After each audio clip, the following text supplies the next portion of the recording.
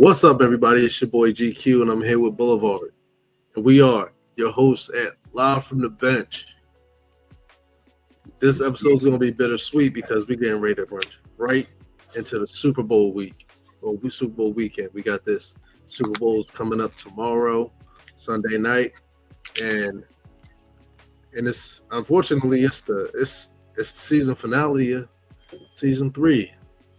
So we got some good stuff coming up. Season 4, we got the draft coming up.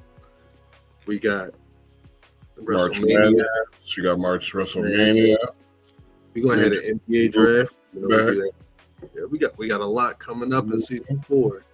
Season 4, the beginning of the season is always like the uptick because you get March Madness, NBA playoffs, all of that stuff. So I want y'all to just be looking forward to it. You're gonna see some visual changes with the show. Maybe see some things come back. We're gonna get right into it. We got a couple stories that we're gonna get into. Boulevard and myself. You're gonna see Boulevard show y'all his analytical genius. I don't know about all that. Stats don't mean that much at this point in the season. It don't. It really don't. No, it really don't. There's 2 teams left. As far as ranking these teams, like who's the best at this? No. It's Super Bowl weekend. These are the 2 best teams. Super Bowl! Without further ado, let's get into it. Round 1, fight! That was creepy. So, the NFL honors head up Boulevard. Yep. We saw some of the greatest trophies. One of the most pursued awards that the players really work their behinds off to get every year. And it's kind of more important than they make it, but because they're like literally fighting for those awards. I mean, they're probably fighting for that one award, but you get a bunch of different guys that get awarded different things. Okay. What award are you talking about? Oh, at the NFL honors, the awards they're giving out the NFL honors. Which one? They do that every year. There's a bunch of awards. Yeah. I mean, just like this year, like every year, a lot of them are debatable. Yeah, I think this year a couple of them were pretty debatable. Yeah, I'd say so. Yeah. What are you thinking? Man, maybe it's the bias speaking, but I feel like the Eagles got robbed. Mm-hmm. Yeah. Go on. Because for one, now nothing to discredit Pat Surtain's PS2's season. I'm not going to say he had a bad year, but you can't. Call him PS2. That's adorable. You can't sit there and look at Zach Bond's body of work this year. Somebody who wasn't supposed to do what he did, and then to come out and do what he did and not put that respect on his name. Y'all ain't get that man his flowers. And that really bothered me. I was upset about that. Yeah. And then to give that human deep breath, Jared Verse. Somebody said that Jared Verse looks like a deep breath, and I can't stop thinking about that. I don't know what that means. I don't know. It's just like, think of a deep breath, visualize it, and I guess you see Jared Verse. I don't know what that means, but we'll discuss Jared Verse in due time. He was the defensive rookie of the year. But like you just jumped right from Pat Surtain to the other one. Yeah, because those are where I feel like the Eagles were robbed at. So you mean every category the Eagles were in, they got robbed? Yeah, every single one. Now, and it's not just bias. I mean, you got Quinyon Mitchell, who basically became a shutdown corner in his first season, out of nowhere. Really, both rookies in the secondary for the Eagles could have had a stronger case than Verse could have. But that's not what we're talking about here. We're talking about defensive player of the year. Okay, Zach Bond. Out of nowhere, former special teams, star. Just because he'd never been given the reps and the opportunity, showed that he had what it takes. And, don't get me wrong, Surtain's a great corner. Maybe he's now the top rated corner on Madden 2 to boot, but that's regardless. He's the third cornerback to win the award since '95. But to me, it was more like either one of them could have won it, but I would want Bond to win it. Really, to me, it would have been Bond, Hendrickson, then Surtain, because, I mean, we get past the two surprises, Bond and Hendrickson, it's the usual suspects. Watt, Garrett, and Surtain. Yeah. I think this was just like a honorable award, like honorable mention. They gave it to him because he's been solid for a few years. But Denver's defense wasn't anything special. He was just a strong piece on a decent defense. But you had Bond, who helped turn around a defense that was one of the worst in the league last season. And he was one of the players that led the way. So to me, he should have been front and center for that reason, because he was like fifth, sixth in tackles. But his effect, that turned the defense around. Before that, there wasn't a guy who could consistently tackle in space. True. We had a big problem with that last season. Yes, we did. Not stop the run game. Couldn't stop the pass either, but Bond came in and changed that. And for that alone, he should have won the award, because he actually contributed to a turnaround. Surtain did too, but not to the effect that Bond did. Yeah, 100%. And like Bond could have been the face of the Eagles defense this season. So honestly, I would go as far, and I think it's probably because he doesn't have that notoriety, because he's just like Zach Bond. People still don't know who Zach. Look at me, kind of player. Yeah. Mm-hmm. So, like, because I think right now, when you think of the Eagles defense, they're automatically going to look as Jalen Carter. But I really believe it's Zach Bond when it comes to this Eagles defense. Like, when people usually talk about Eagles defense, they're always talking about Jalen Carter. And not to take anything away from Jalen Carter. He is who he is.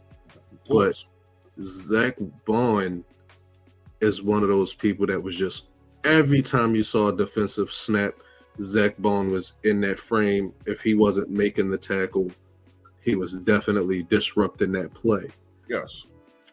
Like, he was their linebacker. If he wasn't the one making the tackle, he was the reason why the person cut back and got tackled. So So like Bond only had 5 votes. That's crazy. Yeah, Surtain, Hendrickson, Garrett, Watt, Bond, then Kirby Joseph. That's crazy. Your top 6 in the voting for Defensive Player of the Year. Now, you wanted to talk about the other guy that got screwed over?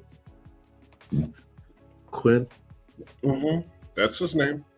Quinyon Mitchell. He appears. Mm-hmm. Yeah, that made me so mad, because that doesn't happen, and let alone it doesn't happen with now a rookie defensive end. That happens all the time.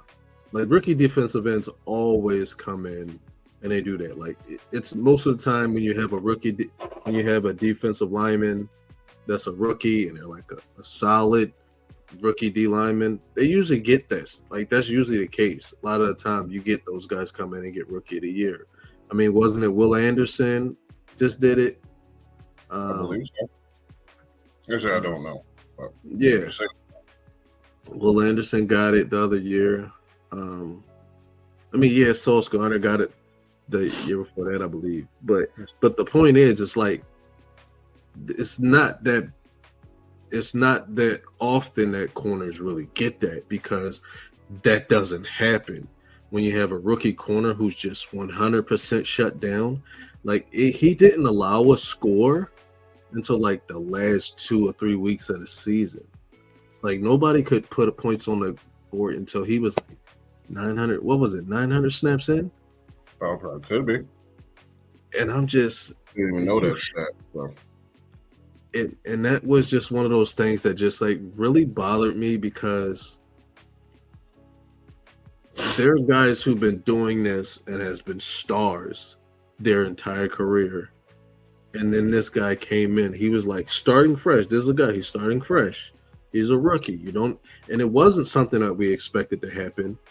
I did like when they said Quinion Mitchell was starting. I was like, oh, cool. I figured he was going to be a solid corner. He was going to be a solid piece, but I still thought it was going to be Slay was going to be the guy on that defense. I thought Quinion Mitchell was going to have his struggles.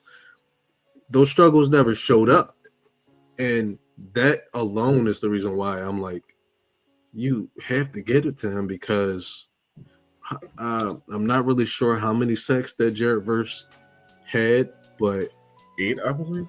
I could 8, be wrong. And that's a good solid number for a defensive end. That's a rookie, but that doesn't have that much of an impact as a cornerback who just shut down number one receivers all year. Like, oh, you're exactly right on that. Huh? You're right. Yeah, like 8 sacks doesn't make as much of an impact. I'm sorry. I said 8 sacks. I mean, I should have said 4.5 sacks. Oh, okay. 4.5 sacks doesn't impact. You're talking about Jared Verse, right? Yes. Okay.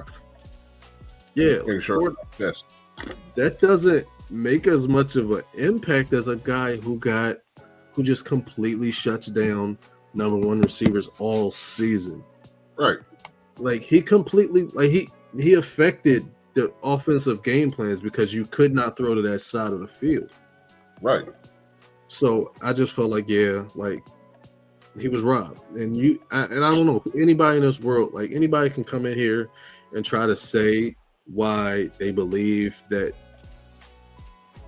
Quinion wasn't the guy. And I'm going to sit here and tell you that you're lying through the crack of your teeth and you only say that because you don't like the Eagles. Because if Quinion Mitchell did it on any other team, we wouldn't be having this conversation. Facts. Well, you know, they still would have screwed him out of Rookie of the Year. Absolutely. The other, well, I don't think Saquon was robbed. Saquon got the award he was meant to get. Yeah, he was supposed to get it. And I want to argue it because I just hate the idea that the MVP award is always going to be quarterback. But there's nothing we can do. It's a quarterback award. Yeah. The quarterbacks is what brings the money in, and we have to chalk that up as a L. However, I don't believe that Josh Allen should have been the one to get it because you cannot in any way, stretch of any imagination, sit there and say that Lamar Jackson didn't have a better year than Josh Allen. Well, he obviously got a better year. In head-to-head, when it counted for MVP matters, Lamar won. Yeah. This was a special achievement award for Lamar Jackson. I mean, for Josh Allen. It's like, here, we noticed that you've been playing good, so here's a participation trophy or some shit. But no, he didn't deserve the award by any stretch. It was Lamar. Lamar deserved it. But Lamar's won it a couple times. So that's why he didn't get it. It's got to be the only reason, because there's no other justifiable reason why Josh Allen would have gotten the award, except for recency bias. And that Lamar's won the last couple. And that's problematic when you have awards and you know somebody is deserving. And you just It's not like he was necessary. He was. I mean, Josh Allen had a good season. He had a great season. Yeah. But Joe Burrow had a great season too, statistically, and he was fourth in voting. So, I mean, and plus, both of their stats failed to compare to the season Lamar had. Yeah. So, I mean, if he had the better season, better record, I don't see the argument. Right. I call balderdash. I call shenanigans. Shenanigans. It was a participation trophy for Josh Allen. It was just, we couldn't give it to the other guys, so we're giving it to you. We just couldn't bring it in ourselves to give it to Lamar Jackson again. So we're going to give it to you, even though he had a better season by far. Yeah. And he beat you head to head. So, you know, it's easy to argue that because it's a bullshit pick. That's why it's so easy to argue, because everyone who sat there and watched the games, everyone who could look at the stat sheets, everyone who saw Buffalo versus Baltimore in a regular season can tell you that Lamar was a better quarterback. And this is one of those things where, like, you got to evaluate, like, who's making that decision. Because I have the list of the 50 voters, but I ain't reading it all. Yeah. Okay. So I figured it was one of those things, kind of like the electoral college of the NFL voting. Aiko's one of them. Brady's one of them. Brewski's one of them. Ew. Tony Dungy votes. Rich Gannon votes. Mina Kimes votes. Fucking Dan Orlovsky of all people. You know, him and he's always got some bullshit coming out of his mouth because he knows nothing. So take it back to the fans. Give it back to the fans. Yeah, exactly. Because you got Chris Sims out here voting, and you know he got a fucking agenda against Jalen Hurts. Yeah, he's got an agenda against Philly in general. Give it back to the fans. That's what I. He didn't vote for Bond, and he didn't vote for Quignon. We know that. Yeah, I send it back to the fans. That's who should be. I like that. Well, yeah. They should have a say. They should have more of a say. The fans. Yeah. But they shouldn't have a full say, or we'll be getting fucking popularity contest every year instead of the best person that deserves it. Yeah, you got a point there. But in that regard, though, when it came down to it, I think a lot of people did agree with what we're saying right now. Mm-hmm. It was in a majority that Bond and Quignon were robbed. Mm-hmm. Yeah. There's a case for a lot of these, just not offensive rookie of the year. Yeah. But a lot of these, yeah, but not that one. Well, I didn't really argue with anything else. I mean, let me run through the list here. Man of the year, ain't arguing that. Coach of the year, don't need to argue that. Although I would have said Dan Campbell personally. Pro Football Hall of Fame class, Eric Allen, Jared Allen, Antonio Gapester, and Sharp. Did you see that video? When Shannon told him he was going in? I didn't see that. I'll show you later. Yeah. Joe Burrow won Comeback of the Year. Offensive Player of the Year went to Saquon, because duh. And yeah, that's what matters. That's your results. Rookie of the Year. Next year, if I see Damar Hamlin on that list for Comeback Player of the Year again, I am going to get a bunch of people together and we're going to file a class action suit against them. Right. You can't keep coming back, man. You came back from the dead. You shouldn't have been allowed to come back again. It's like you done came back from the extreme. Yeah. Anything else is just child's play at that point. Because my buddy, I was in the chat with my buddies the other day, and they were like, yeah, Damar Hamlin, he on the list because he died. I'm like, he died 2 years ago. Mm-hmm. He's been alive for 2 years straight. Did he die again?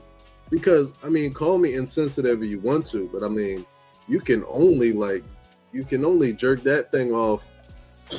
Just like, that's enough. Oh. I'm sorry. Yeah, I know what you mean now. I mean, yeah.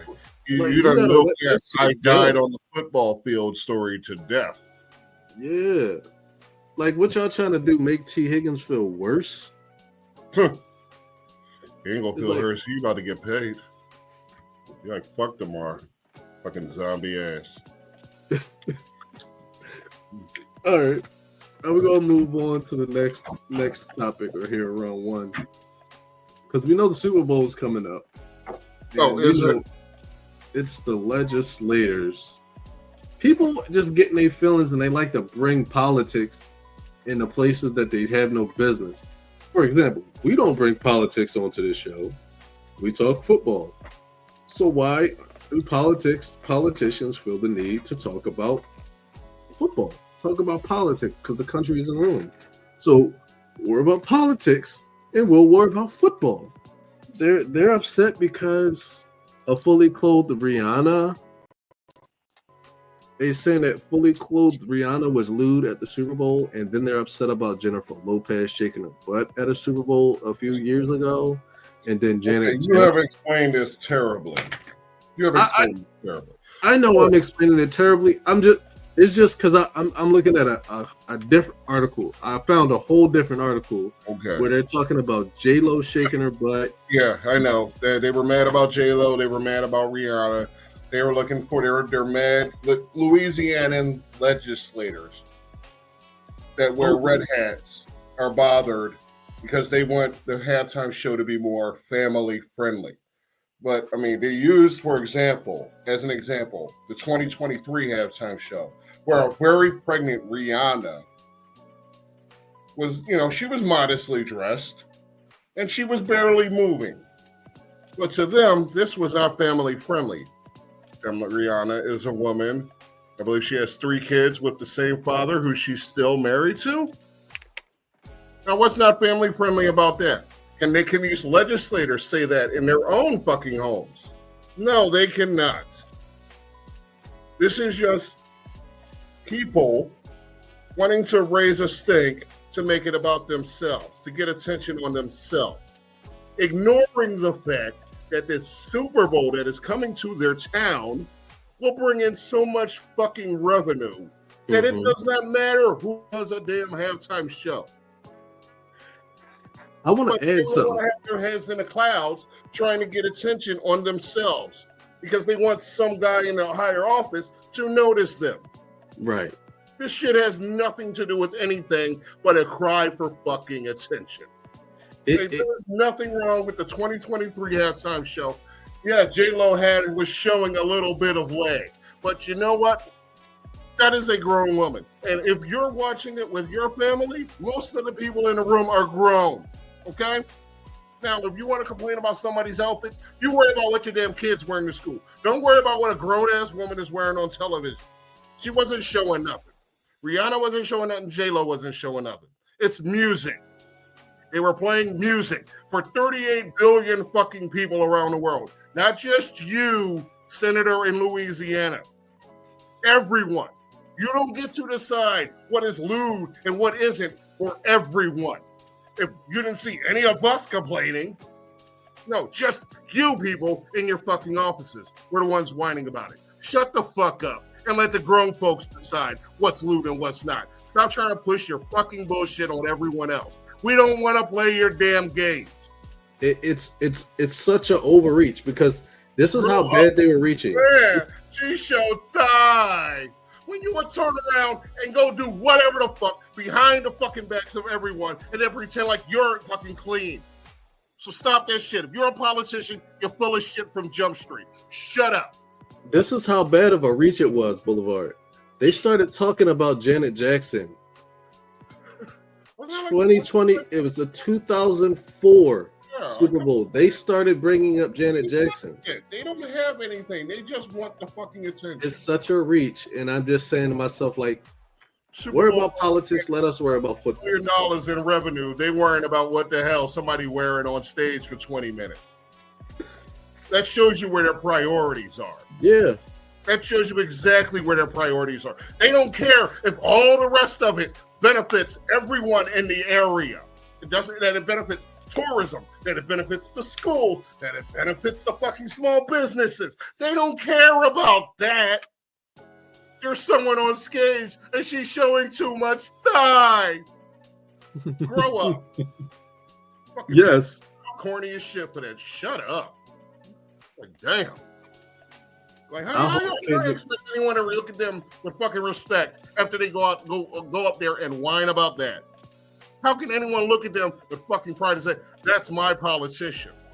He's more concerned with what J-Lo's thigh gap than the fact that we just made $400 fucking million in revenue in 1 week. Yeah. That's where their priorities lie.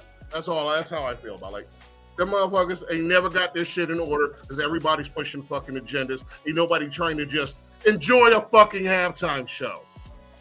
Yeah. 100%. I mean, shit, you realize they barely even get paid to go up there in the first place. Right. Like, come on, man. Find a better fight. Pick a better fight.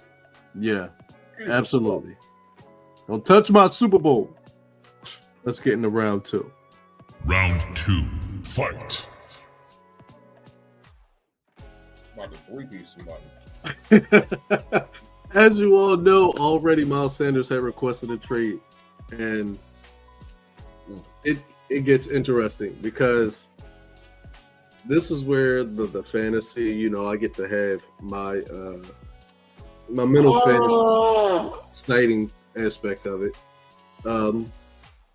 It made me think of Myles Garrett coming to the Eagles. Is it something that could happen? Is it something that we want to see? Of course, it would be something that us Eagles fans would love to see. It will be amazing to have somebody, a talent like Myles Garrett. And what Myles Garrett said is that it's not about loyalty. It's not about getting another check. That's what he says. It's not about being a part of that team no more. It's not about that. He wants to win now. Mm-hmm. Like he wants to win. It's like he was making that money. He made that money. He doesn't. It's not about that anymore. He wants to have something to take home. And honestly, I stand with him on it. He doesn't want to go out like Joe Thomas. Yeah. He wants something to be like, yeah, I'm a champion, And the crazy thing, he hasn't sniffed it. He hasn't sniffed that in his career. And I understand.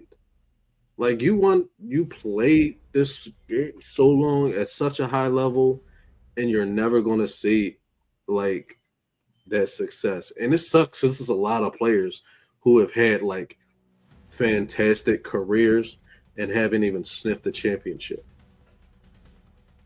So London Fletcher, for one. I had London Fletcher. So, yeah. No. So I'm like, yeah, hell yeah.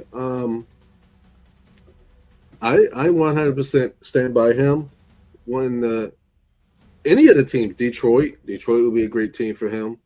I would hate to see that as if I was one of those teams that has to play Detroit twice, because that defense will be phenomenal. The names I've been hearing is the Commanders, the Lions, like the Lions were talking to them, Lions players were talking to them, the Falcons. They're like, but everybody's ignoring the Eagles. The Eagles are going to have the space for him. He ain't even going to be owed as much as you would think a player like Myles Garrett will be due. I mean, he's going to want more money in the future, I'm sure. But I mean, he's going to want more than $19 million he's going to make in 2026. He's going to want a lot more than that. So, but that's down the road. Yeah. He hasn't said anything about wanting a new deal immediately or when he signs with when he joins a new team. I wouldn't worry about it because he's good for the next couple of years. He's covered. Now, if you want to talk about when he's like 32, 33, 34? He's 32 now?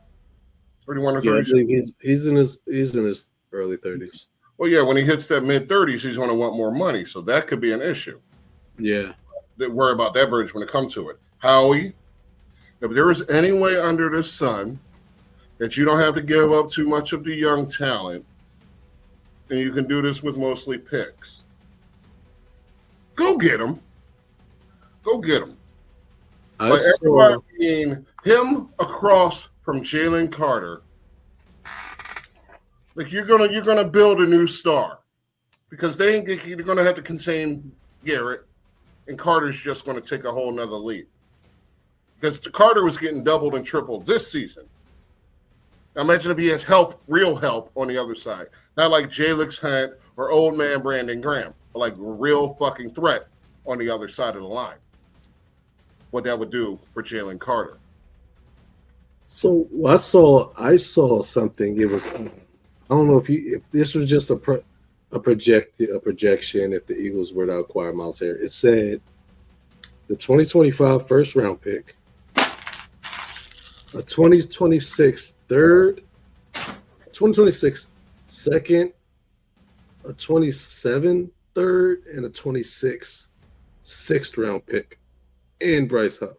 Man, you're giving up a couple. You're giving up at least 2 1s, maybe even 3, maybe 2 1s and a 2, maybe a 1 and 3 2s. But you're giving up top of the draft.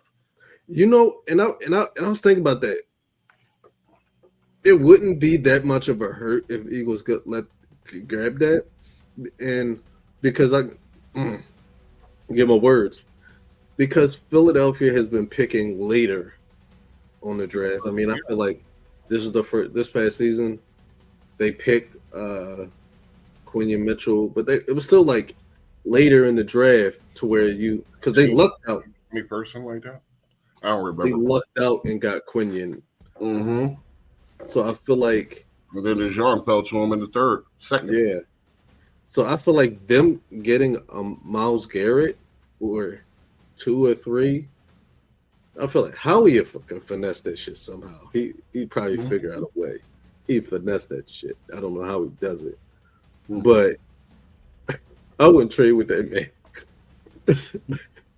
But I feel like it wouldn't even hurt because I feel like you get those picks. Even if the Eagles don't win the Super Bowl, you still going to only have the 25th, 26th pick out of that. Well, they don't win a Super Bowl. No, they're sitting at 31 right now. No, I'm talking about like even if if the Eagles gave up 3 firsts for Myles Garrett for the next 3 years. They're going to be late round first. Yeah, they're going to be late round picks, like 26, 27, because Eagles are going to be sitting high, like here for a little while, barring injuries. Mm-hmm. So, I mean, I'd do it. I'll pull the trigger real fast. Absolutely. Yeah. Like, I mean, I wouldn't do anything that would break our future, but. Absolutely.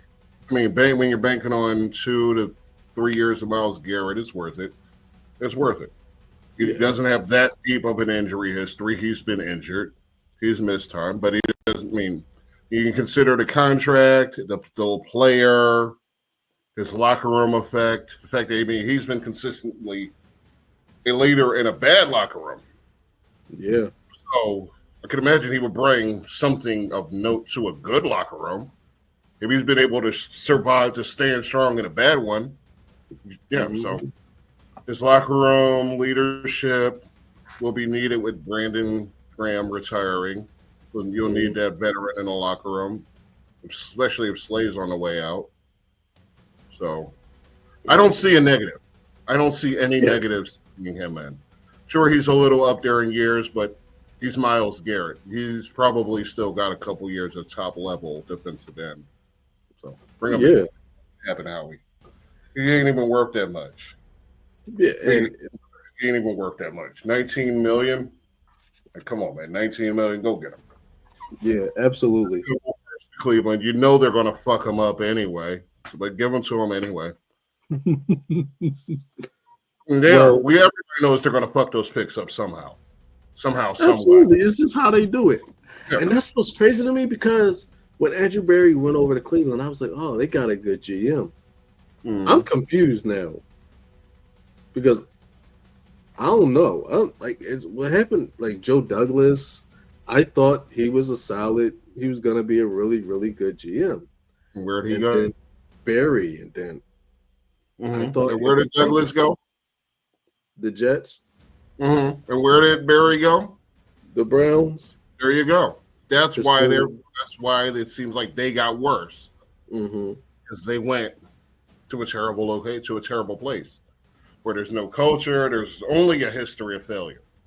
So that's what the environment they went into was an environment that was built for failure. So we just got more to say about it. That's why I feel bad for what happened in Detroit is a fucking miracle. That team turned around the way it has. That's a fucking miracle. That doesn't happen very often. They were there. The Lions were there with the Browns and the Jets as the teams that were stuck in purgatory forever, eternally. But the Lions pulled it off. But there's no pathway for the Browns to come out of that mud. There's none. They don't have a culture. They don't have the front office. They don't have the leadership. They don't have the infrastructure. They don't have the want to. They don't have the budget. They don't. The front office doesn't care enough. The owners don't care enough about the players for it to improve. Right. They're not committed to winning. They're committed to making money. They're committed to saying, look, we have a football team. We can go sit in the glass boxes and watch our teams fail. But hey, we get served shrimp and fucking pasta every weekend. That's their priority. It's not winning. I want to, because you said that the Lions was one of those teams in purgatory. I want to ask you: do you think that Barry Sanders joining the ownership group impacted it at all? I would love to think so. I mean, somebody had to go in there and establish it. I mean, it was more that coach. It was really all that coach. Absolutely. It was all on him, but I would love to give Barry some credit for it because he's Barry, and this is the first time he's been there that they really experienced any sense of winning. He had a few successful years, but this is the first real winning that Detroit's ever done. So, since Bobby Lane put the curse on him in 50. I think one of the good things, I think more players should get in on the ownership game. Absolutely. Like if you're a legend, you need to get in on it. Like Dawkins should probably, like he should be somewhere in an organization right now. It's crazy that he left because he had other plans. But I feel like it's gonna be a amount of time before he's back in Philadelphia in an executive role. And the same with Ray Lewis in Baltimore. It's just I'm surprised that happened yet, him or Ed Reed. Yeah. All right. Yeah, this episode's already doubled what I thought it would.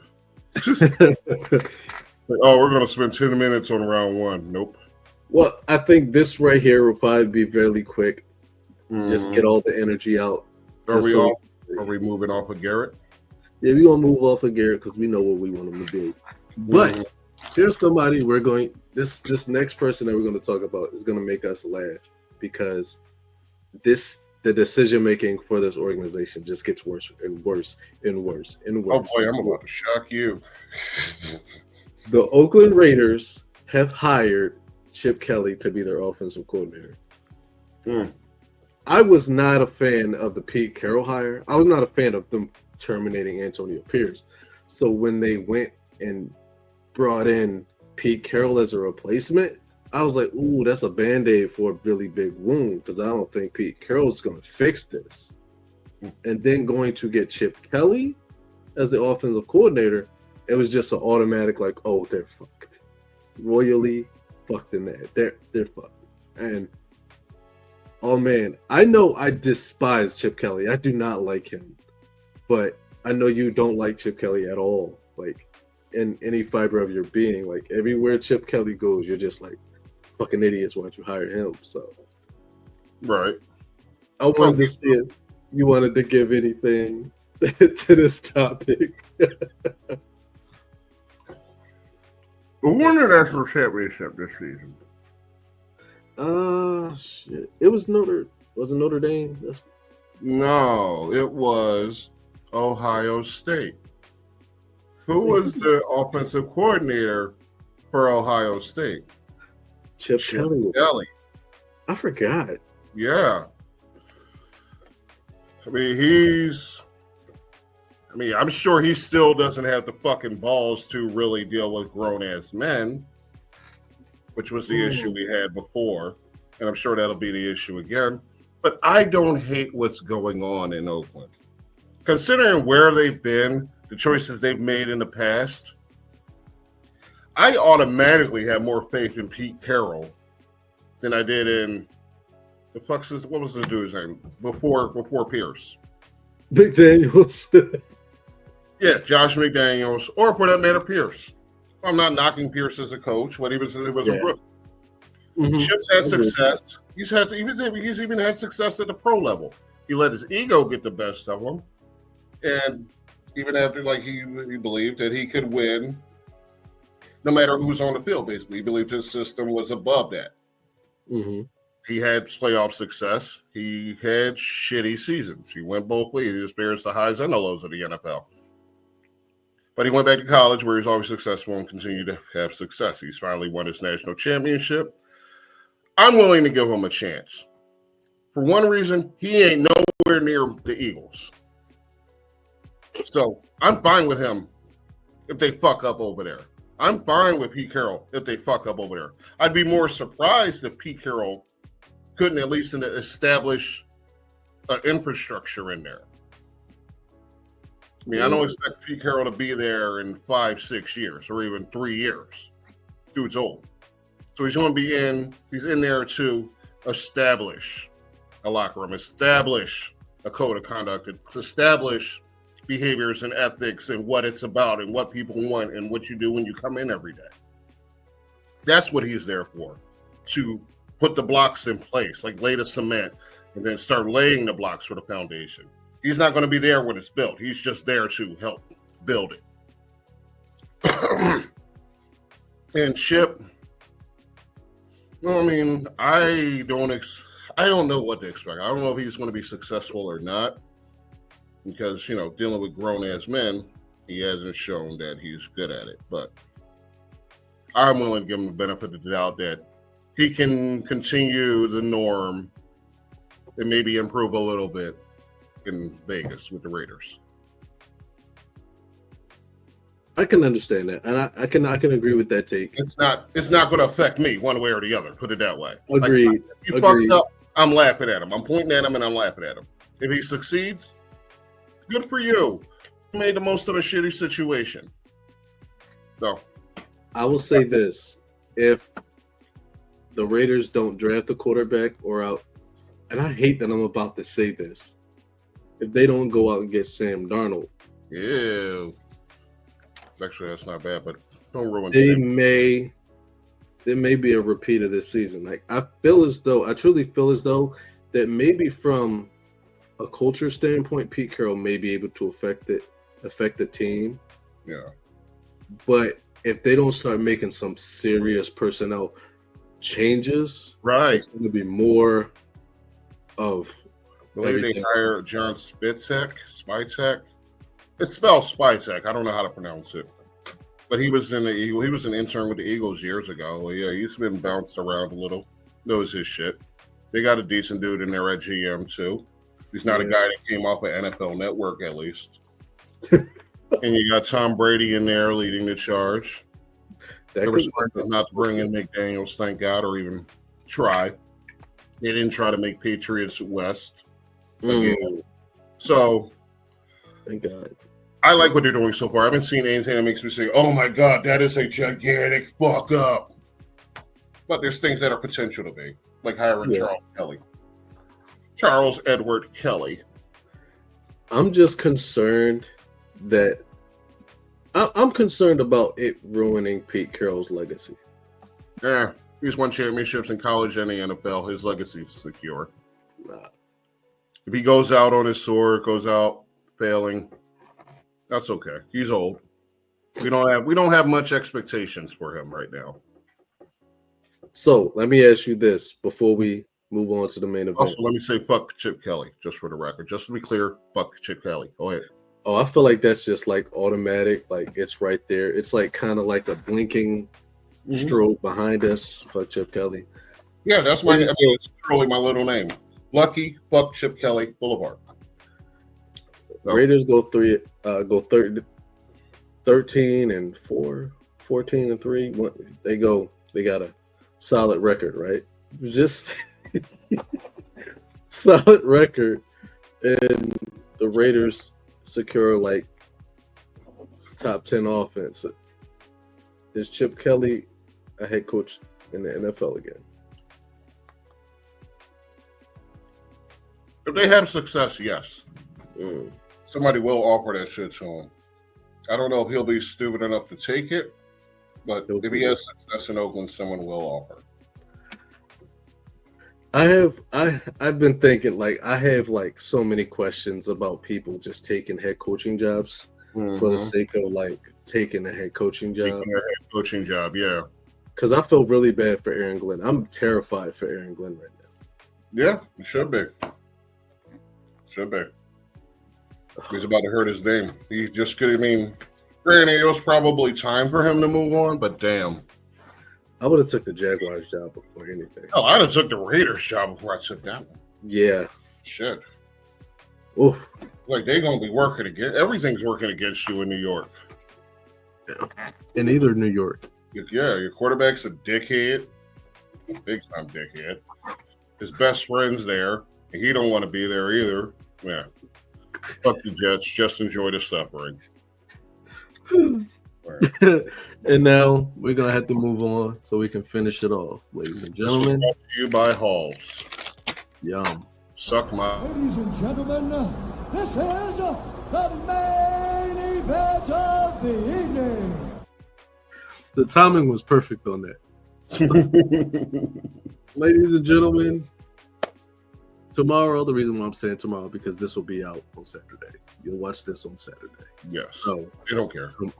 Tomorrow, the Super Bowl. Sunday. Day. At the Champlain Valley Fair. Monster trucks. The Eagles take on the Chiefs in the Super Bowl. We'll all be watching. If you're not watching, I don't know what you're doing. Oh, this Super Bowl is very important. It's like one of the most important Super Bowls in the history of Super Bowls. And the only reason why, because there's a potential three-peat on the line. Mm-hmm. So that is why this is one of the most important Super Bowls ever. Yeah. So either the Eagles will cement themselves as one of those teams you can stop talking shit about being a great team, because people are going to hate the Eagles, but I feel like you're going to have to stop hating the Eagles to an extent, because regardless, they're going to hate the Eagles regardless, because there's just something about the Eagles you just hate. It's us. Not it's me. Fans. It's the fans. Yeah. But if the Chiefs happen to win, we're going to have other conversations. Yeah. Because there's that three-peat, which they had to get permission in order to use. Did you hear about that? Pat Riley. You fucking yes. You had to get permission to use the three-peat term. Please don't sue us. So if it happens, I forgot to mention, Chip Kelly was hired at $6 million a year. That's almost triple his salary in Ohio State. All right, go on. Give me a portion of that. Right. So with this, we're going into it. I know there's a lot of stuff that you want to get into, because I know you were. No, I'm just going to see where the chips fall. Okay. I saw something that immediately made things interesting. Is like, from what I'm seeing, is a lot of people that are like, yeah, the Chiefs are a team you can't give up. Like, you can't just assume the worst. But a lot of people, the Eagles are the team to beat this year. And it's a lot of that is because the Chiefs have been like one of those teams that haven't been able to win decisively. And I've been saying the same thing about the Lions all year. Like, they haven't been able to win decisively. Like, their wins were not convincing. And I feel like the Eagles, when they win, they win. And when they lose, they lose. Like, you haven't seen a lot of where Eagles are like, yeah, the Eagles will let you come back, but Eagles can't do that in this game. Not against Pat Mahomes. Right. But the Chiefs aren't one of those teams that's like haven't been blowing people out. That's where I'm getting. And I feel like there's a lot team we've all expected or become accustomed to seeing in Kansas City. Like, they're not dominating you, throwing it deep, and just airing it out all over the field. Yeah. They're quick this year, they're quick short passes and defense. So yeah, and that's one of the reasons why, like, looking at this Eagles defense, from my perspective, looking at this Eagles defense, that's just not gonna fly. Because everything the Chiefs do. Go on. Yeah, I just feel like that's not going to fly against this Eagles defense, right? Because of the way, for one, the way Zach Bond's playing. I feel like Jalen Carter is going to get his. We're not playing on the slippery soccer field this year, so that's going to be a thing that you actually have to worry about, because they're probably going to have some traction. They're probably going to have some footing. And then I read an article about something that could really be a problem for the Chiefs if they don't choose to make this decision. What I read was there's a cornerback on the Chiefs by the name of Nazeeh Johnson,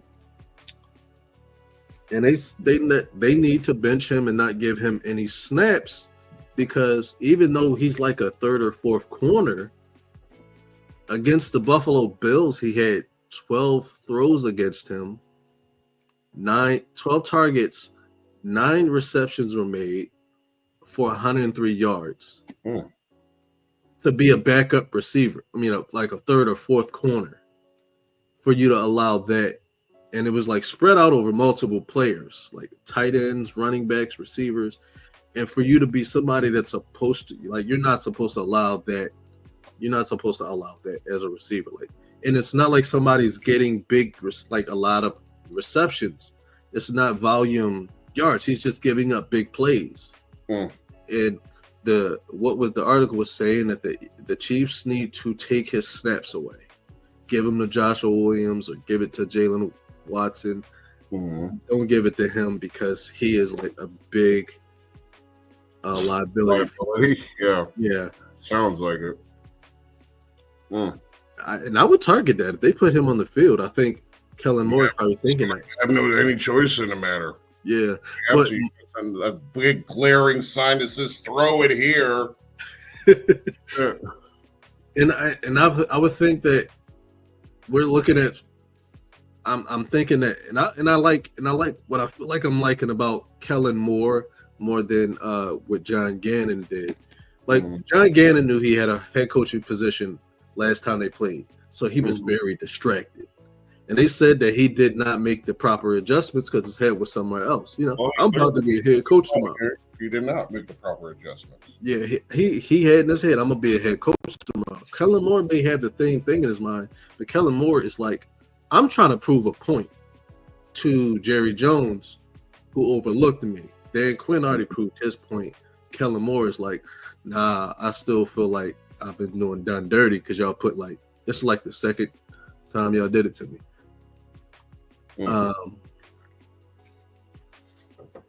Yeah, there's a big difference because there's a certain level of preparation that Kellen Moore is like determined, where John Gannon was just trying to get his. And John Gannon, he did a lot of sneaky snake stuff while he was when he left Philly, where he was talking about how he was the one who was the catalyst to the Eagles' offense changing because it was him that said Nick Sirianni should stop calling plays. Well, it was definitely the fans. Yeah, we still complaining about it every time we try. And one of the and a few other differences I want to say. Jared Bradbury. He's a big difference. He's not there. He's there, but he's not there. He's not on the field. Right. I don't even think he's going to be active. Quinyon Mitchell is not James Bradbury. You're not going to do that to him. And then here's another thing. Cooper DeJean is not Avonte Maddox. You're right about all that. Yeah, so definitely an improved defense, even if it's younger. But with Fangio, their younger players are battle ready. Yeah. They know where to be. They know their assignments. They know what to do. I mean, they're less likely to go fall for something like our pass receiver corners were. Yeah. I trust these rookies, sadly, more than I trust some of the veterans that we had last year and really even the last Super Bowl team. So. I agree 100%. Like, I would go out there and I'd stick it. I'd stick these guys. Avonte Maddox just hope that somebody is desperate enough in the offseason. Someone will. He'll get his ring. He'll get on another. He'll be on another roster next year. And almost guaranteed. Yeah. So I'm just. We know Brandon Grams. He's going to play in his final game. He announced that he's going to play in his final game. He want to bring it home for his baby. And everybody want to bring it home for him. Mm. Mm. So yeah, I got these keys to victory, which was my little excuse to throw in the stats here. Numbers. Yeah. And so, first off, keys to victory. Early down success rate. The Eagles are great defensively early downs. Not so much offensively. Or maybe I have that backwards, but yeah. Okay. But the Chiefs, early down success rate. I mean, we've seen this. We got to establish the run early enough. We got to get the ball moving early in the game, early in the possessions. Just get the ball moving. The Chiefs struggle against 11 personnel. The Eagles run a lot of 11 personnel, 11 and 12 mostly. But the Chiefs struggle with that. So I say more Saquon, more Hebert, Yeah. get pressure on Mahomes. Because in 7 games this season, or 9 games, I wrote this weird, Mahomes was sacked 3 or more times. And that's how you get him. You got to make him uncomfortable. You can't give him time to throw. He's been getting the ball out quick, about 2.3 seconds. Okay, that's pretty damn fast. But another weakness Mahomes has. He struggles against cover 4, and he struggles against cover 6. Eagles play at the number 1 highest rate of cover 6 in the NFL, and the highest rate of quarters defense on third downs. The Chiefs also like to throw the ball short. The Chiefs' average this year was 6.3 air yards, lowest in the league. 76 of their passes were thrown more than 10 yards downfield, which will play right into the Eagles' hands again. The Chiefs' red zone touchdown rate is an all-time low under Andy Reid. It's 53%, almost 54%. But back to the whole throwing thing. He threw nearly 47% of his attempts within 2 seconds, and 61 of his attempts were within 2.5. But the Eagles' defense ranks, when it comes to passes thrown within 2.5 seconds, number 1 in estimated passing attempt, number 1 in success rate, number 1 in yards per attempt.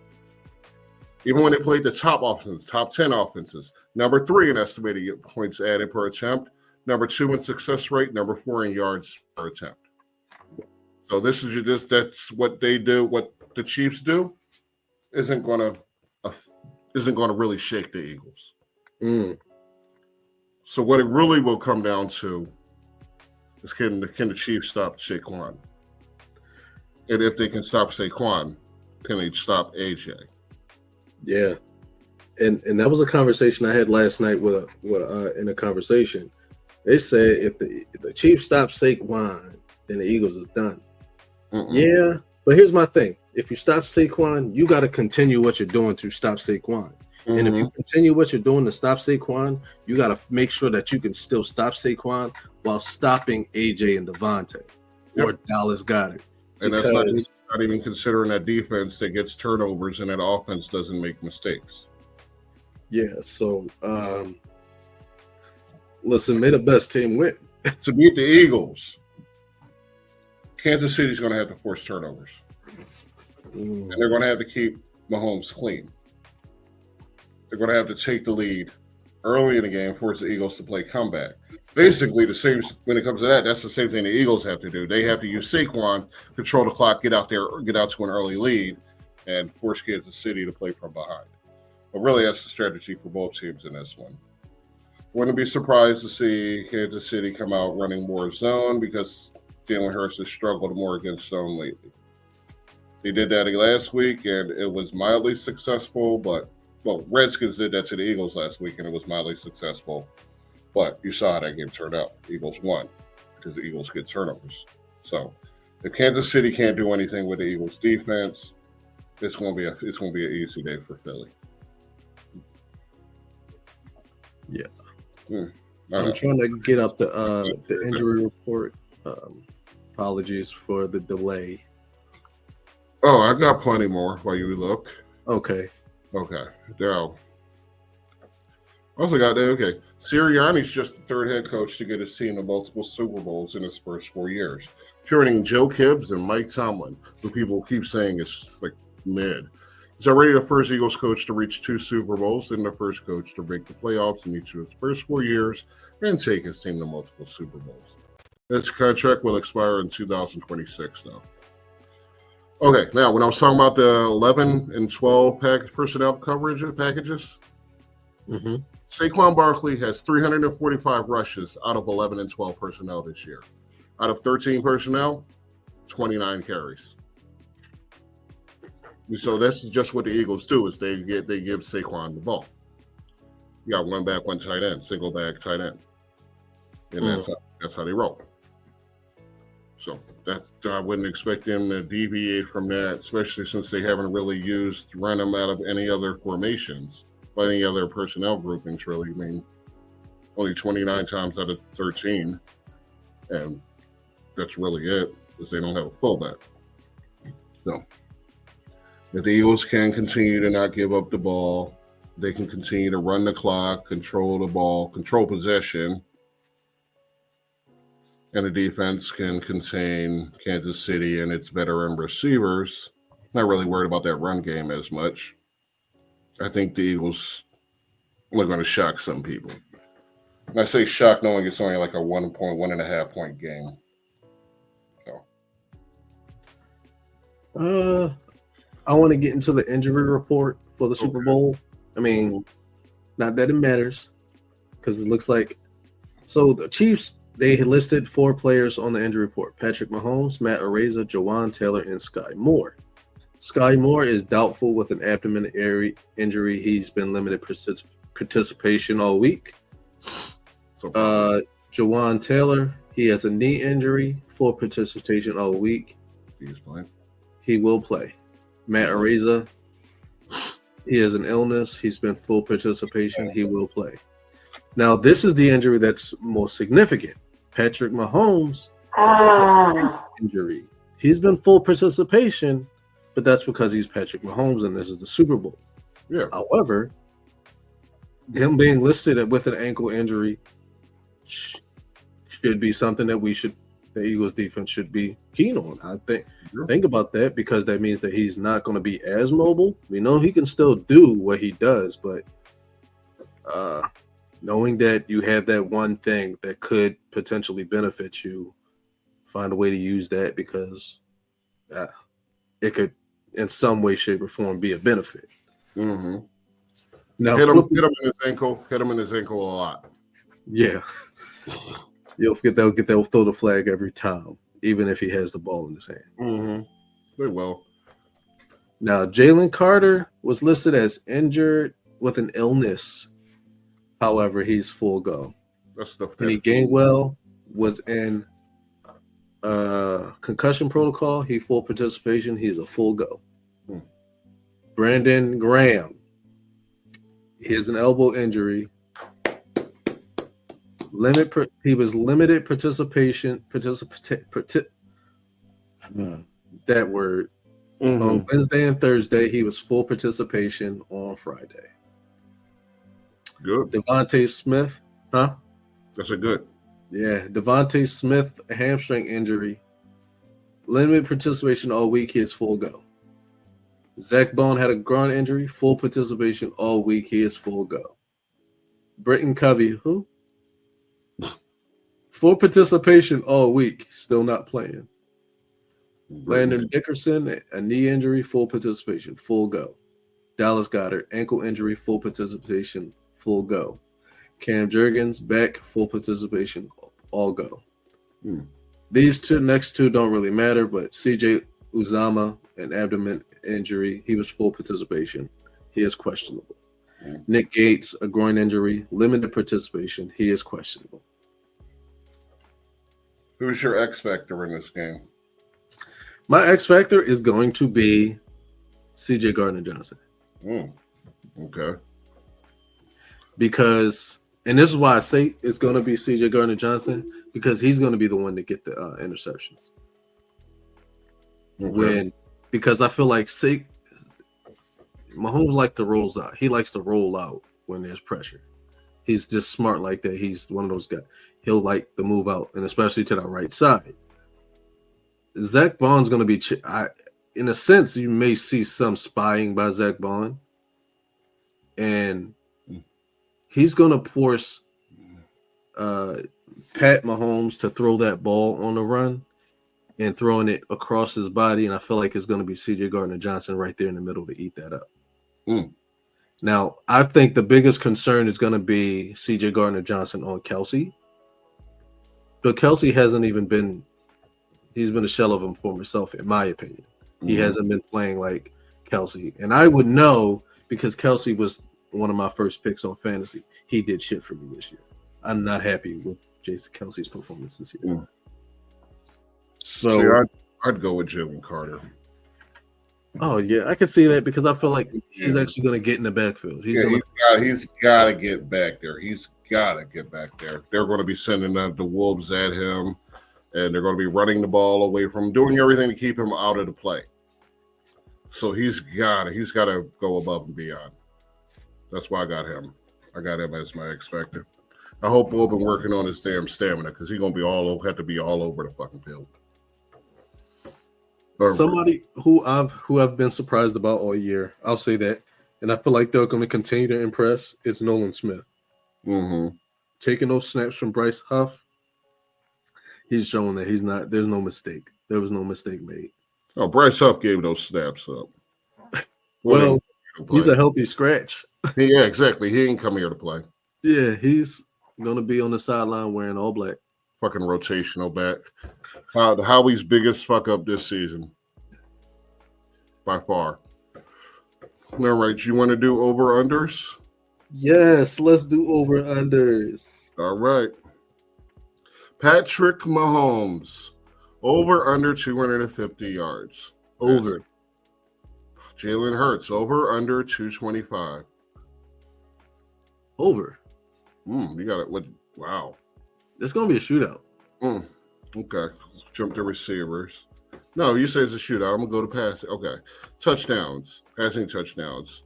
Over under 2 for either? Over. For both? Yep. Ooh. Okay. A.J. Brown. Over under 75 yards. Over. Kelsey. Over under 60. Under. Worthy. Over under 60. Under. Devontae. Over under 60. Over. Goddard. 60. Under. Marquise Brown. 50. Over. Juju Smith. 50. Under. Saquon. 50. Receiving? Under. DeAndre Hopkins. 50. Over. All right.